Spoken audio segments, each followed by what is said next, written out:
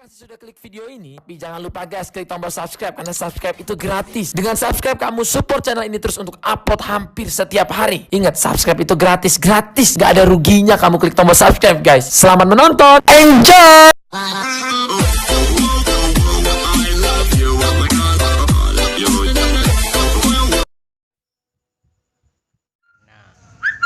Dia mau disuruh solat asar nggak mau, dia katanya mau solat di Dayah, tapi di Dayah kan masih jauh, jadi dia nggak mau.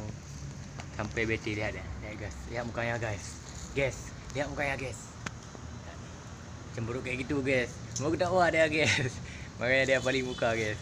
Lihat di kaki-kakinya tiap-tiap untuk menendangku. Baik. Lihat aja nanti kalau dia marah guys. Lihat nih, ada airnya guys. Nanti dia bakalan mentas guys. Jadi dia guys mau balik ke Dayah, ke Kutakrung PDJ ya. Berselang satu kecamatan. Kabupaten ya. Hampir sampai Banda Aceh ni orangnya. Makanya dia agak malas itu baliknya. Disuruh solat padahal di samping masjid guys. Tak mau. Ni Dayah lu. Anak Dayah ni. Itulah udah azan. Ya udah azan enggak mau solat dia. Orang-orang udah ambil air wudu, dia enggak mau solat. Macam pula ni anak-anak. Solat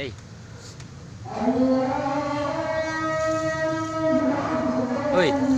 Solat.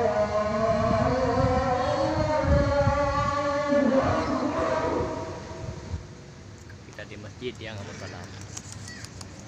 Parah nih orang guys, parah.